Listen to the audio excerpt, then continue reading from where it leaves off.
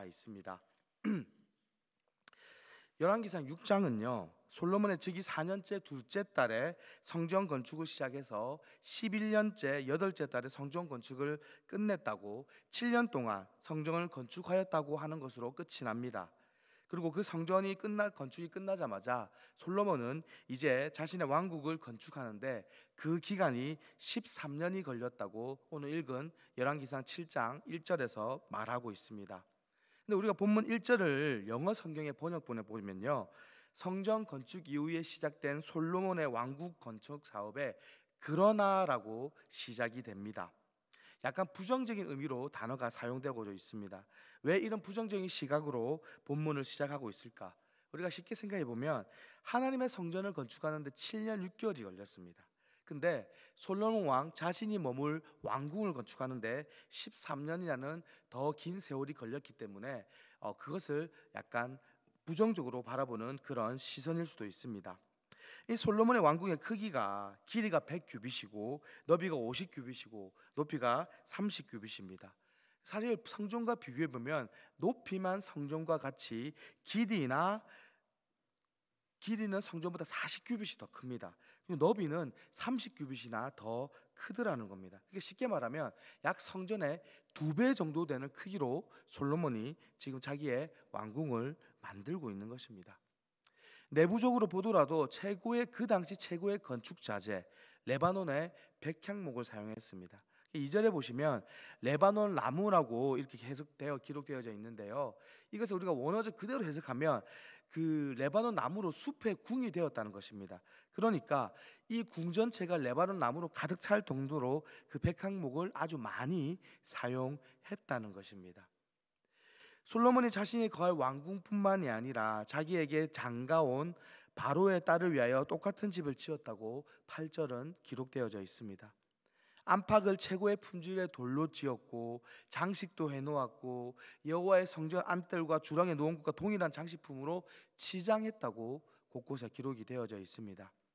물론 우리가 사용처에 따라서 왕궁과 성전은 비교하기가 무리가 있습니다. 엄밀히 말하면 왕궁은 단순히 왕이 사는 것, 왕의 집이 개념이 아니라 왕이 그곳에 머물며 나라의 모든 것을 대소사를 다스리는 곳입니다. 당연히 공간이 많이 필요합니다. 지금 우리의 나라로 개념으로 따지면 청와대와 정부 청사를 합친 국무총리관을 합친 그런 개념으로 생각을 하셔야 할 것입니다.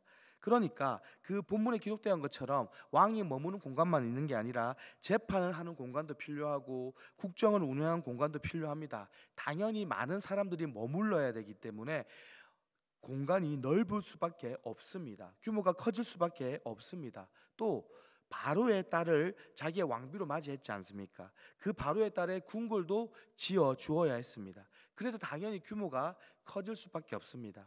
우리가 이것을 문자적으로만 해석하면 야 그러면 솔로몬 별거 아니네, 솔로몬 하나님보다 지가 사는 집 더 크게 지은 거 아니냐라고 해석할 수 있는데 이제 그 내면에 담긴 의미는 그렇지 않다는 겁니다.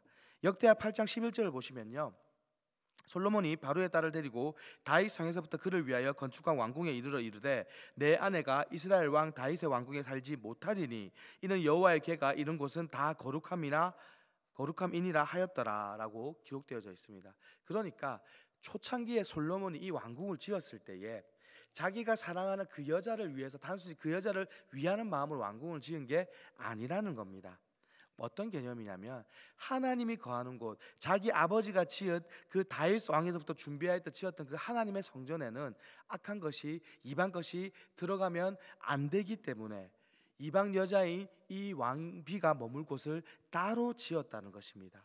그러니까 자기의 힘을 과시하기 위해서 내가 이 여자를 이만큼 사랑한다는 것을 드러내기 위해서 지었다기보다는 이방 여자이기 때문에 하나님의 뜻과 맞지 않는 이방 여자이기 때문에 그 여자가 머물 공간을 따로 지었다고 바라보아야 한다는 겁니다. 즉 하나님의 거룩하심을 더럽히지 않기 위해서 하나님을 경외하는 마음으로 더한 노력을 솔로몬이 했다는 것입니다.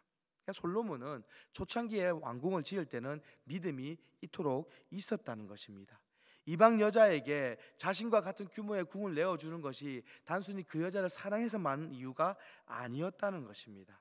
우리가 이것을 통해서 솔로몬의 믿음에 대해서에 대한 불신이 처음 열왕기상 7장이 시작하는 그러나라는 그것이 이해될 수 있습니다. 이제 해소가 되어질 수 있습니다. 문맥상으로 보면요, 성전의 내부 공사가 이제 완료되었습니다. 그러면 7장 13절 이하에는 성전 외부에 야긴과 보아스의 두 기둥을 설치하고 성전 제사에 사용될 그 기구를 만들고 성전 봉헌식을 한 다음에 그 다음에 성전 하나 그 다윗의 자기의 솔로몬의 왕궁을 만드는 순으로 가야 됩니다. 그게 흐름상 맞잖아요. 그런데 열왕기상 6장에 성전을 하나님의 성전을 건축했는데 이제 갑자기 중간에 순서가 바뀝니다. 성전을 다 기록이 다 되고 그 다음에 솔로몬 왕궁이 나오는 게 아니라 이 순서를 따르지 않는 겁니다. 성전이 완공된 후에 솔로몬의 왕궁을 건설하고 이후에 다시금 성전 제사에 필요한 기구들을 만드는 과정의 순으로 순서를 섞어버립니다. 왜 그럴까요? 그 이유에 대해서 우리가 한번 고민을 해보아야 된다는 겁니다. 오늘 이 성전을 만드는데 이 납달리 지파 여인 이방인이 낳은 그 남자 두로의 남자 사람이 나옵니다. 이 두로 남자는요 노세 대장장입니다. 그래서 그들 사이에서 아주 유명한 사람이었어요. 그리고 이 납달리 지파 여인과 이 이방인 두로가 만나서 낳은 아들이 히람입니다. 이 히람이 아버지가 죽기 전에 노세에 대한 그 모든 기술을 다 이제 전수받습니다. 그래서 그 당대에 그 노세에 대한 기술을 따를 자가 없는 사람이 이 히람이었습니다. 이 솔로몬이요 이 두로에 있는 노세 대장장으로 살아가고 있는 이 히람을 부릅니다. 그 당시 최고의 대장장이었으니까요. 그리고 그 히람을 어떻게 사용하냐면 성전에 필요한 기둥과 성전 제사에 사용될 그 모든 기구들을 제작하는데 이 히람을 사용을 합니다. 유대인들은요 우리와는 다르게 목의 사회입니다. 북의 사회가 아닙니다. 그러니까 아버지가 이방인이라 할지라도요 어머니가 유대인이면요 이 사람은 유대인으로 대우를 해줍니다. 근데 반대로 아버지가 유대인이고요 어머니가 이방인이면요 그 사람은 유대인으로 취급하지 않는 그런 전통이 풍습이 있습니다. 그런 면에서 보면 이 히람은요 납달림 지파 여인이 낳았기 때문에 유대인이라고 볼 수 있습니다. 그러나 두루에 살고 있었기 때문에 외부에 살고 있었기 때문에 디아스포라 유대인이라고 볼 수도 있다는 겁니다. 노수를 다루는 데 있어서 당대의 최고의 실력가인 이 히람이 야긴과 보아스의 두 기둥을 세웠습니다. 바다와 수레와 물두멍을 세웠습니다. 성전에 필요한 모든 기구들을 노수로 아주 정교하게 만들었습니다. 노수로 만든 그 양이 얼마나 되는지 47절에 이렇게 기록되어 있습니다. 기구가 심이 많으므로 솔로몬이 다 달아보지 아니하고 두었으니 그 논무게가 능히 측량할 수 없었더라. 이 두로의 사람 히람이라는 사람이 없었다면요 이 성전의 건축이 완료되지 않았을 거예요. 노창식 누가 있겠습니까? 하나님의 섭리라는 것입니다. 당시 유대 여인이요 이방 나라에 가서 그 이방인 두로 사람과 결혼하기까지 얼마나 많은 사연이 있었겠습니까? 어찌 보면 만나서는 안 될 관계지 않습니까? 왜냐하면 당시 유대인들은 이방 족속과 결혼하면 안 되거든요. 근데 그것도 여자가 가서 결혼했어요. 하나님께서는 이 하나의 사건을요 그냥 만드신 것이 아니라 그 사건을 통해서 하나님의 사역에 필요한 것을 이루어 가시는 것입니다. 그렇게 하나님은 이 노수로 만든 대장장이 히람을 완성시켜 나가는 것입니다. 히람의 인물에 대해서요 성경은 이렇게 얘기합니다. 14절을 보시면요 히람은 모든 논일에 대하여 지혜와 총명과 재능을 구비한 자이더라. 솔로몬 왕에게 와서 그 모든 공사를 하니라. 히람은요 이방 나라에 있었어요. 두로에 있었어요. 근데 그는 하나님을 알았다는 거예요. 하나님을 경외했다는 거예요. 자신의 어머니가 누구예요? 유대인이잖아요. 납달리 지파 사람이잖아요. 그 두로라는 이방국에 살면서 그가 이방신을 섬기지 않았다는 겁니다. 왜냐하면 만약에 이방 나라에 살면서 이방신을 섬기면요 솔로몬이 와서 공사하라고 했을 때 왔겠습니까? 쉽지 않았습니다. 왜냐하면 그 공사가 하루 이틀 하고 말 공사 아니지 않습니까? 몇 년을 하는 공사입니다. 자신이 쌓았던 그 대장적 그 지역에 쌓았던 모든 것을 다 버려두고 이스라엘로 와서 공사에 참여해야 되는 겁니다. 모든 기반을 다 버려주고 새로운 곳으로 가는 것, 한 번도 보지 못한 곳으로 가는 것 쉬운 거 아닙니다. 그런데 그 히람이 어떻게 왔겠습니까?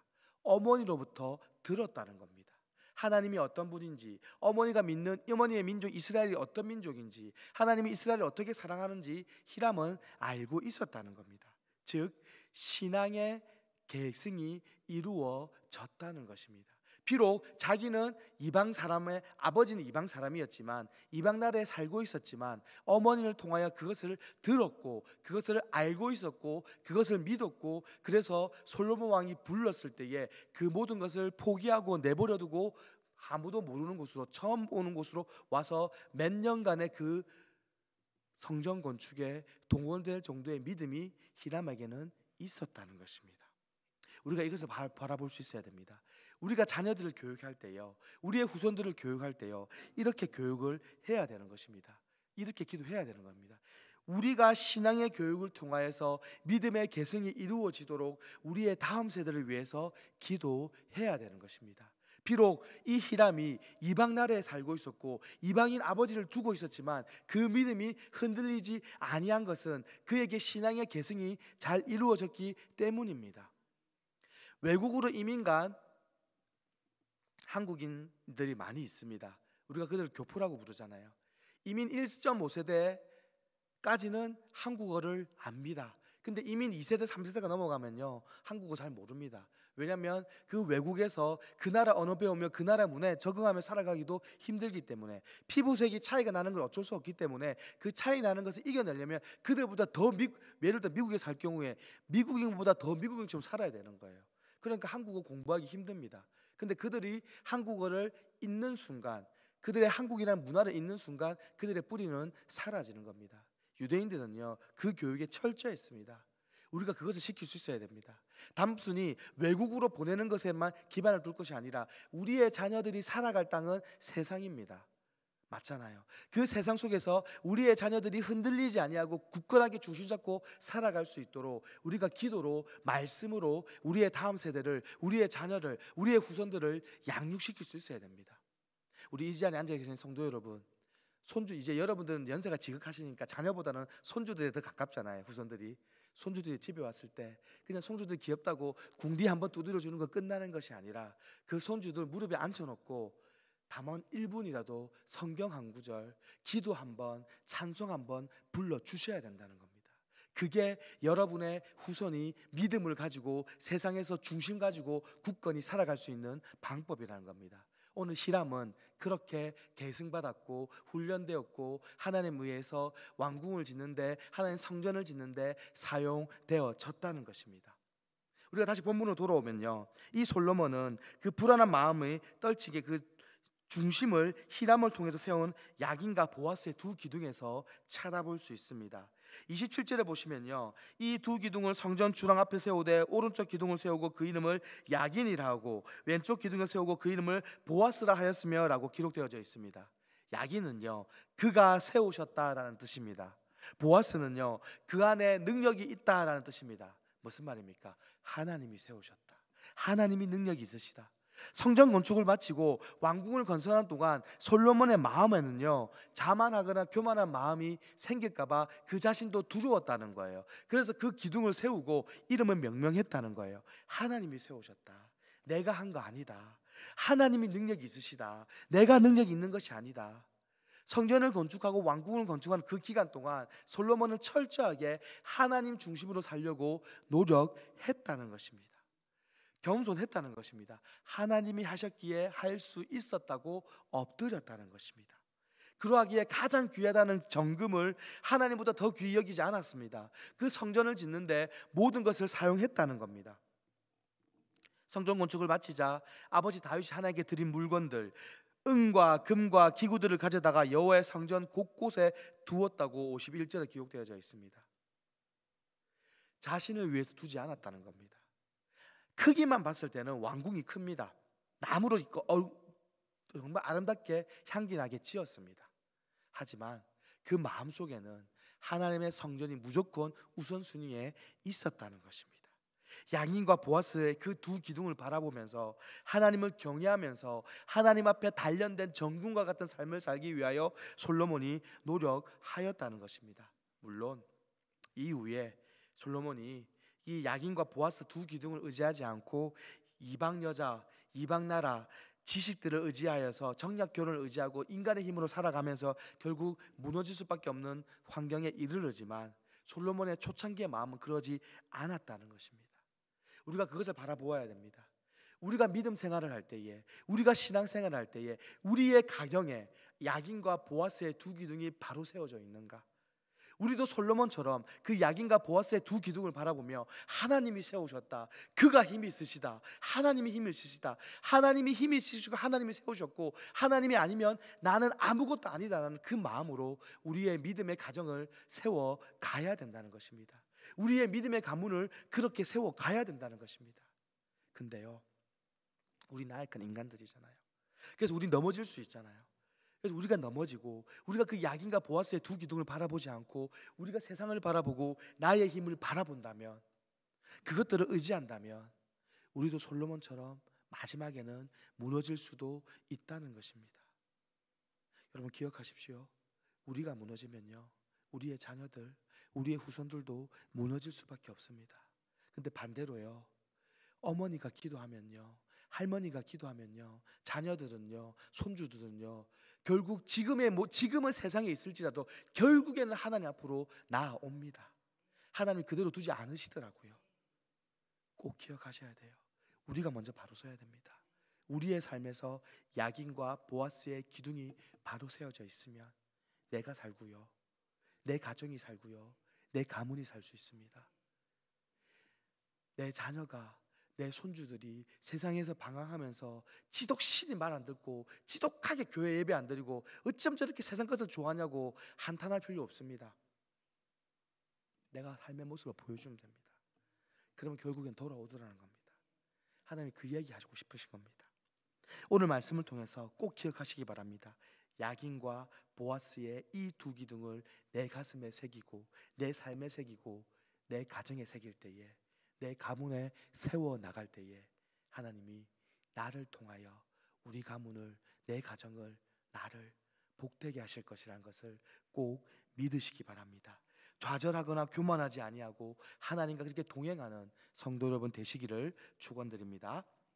하나님 아버지, 솔로몬 왕과 이방 둘에 살던 히람을 하나님의 도구로 세우신 분이 하나님이심을 믿습니다. 그들에게 왕으로서 또한 놋 기술자로서 능력을 주신 분도 하나님이시고 사용하신 분도 하나님이심을 믿습니다. 그 하나님이 우리가 믿는 하나님임을 고백합니다. 하나님, 어떤 상황을 보더라도 나를 세워주시는 하나님이 나와 함께 하신다는 사실을 믿게 하여 주시옵소서. 내가 가진 것이 하나님의 능력에 비하면 아무것도 아님을 고백하게 하여 주시고 하나님이 주시는 능력으로 우리의 삶이 지탱된다는 것을 믿게 하여 주시옵소서. 그 믿음대로 살아가게 하여 주시옵소서. 야긴과 보아스의 하나님을 중심으로 살아가는 우리의 모습을 통하여 우리의 가정이 회복되게 하여 주시옵시고 우리의 가문이 세워지게 하여 주시옵소서. 그리하여서 우리의 자녀들이, 우리의 후손들이 믿음의 개성을 이루어 이 땅 세상에서 흔들리지 아니하고 하나님 의지하여 살아갈 수 있도록 축복하여 주시옵소서. 예수 그리스도 이름으로 기도합니다. 아멘.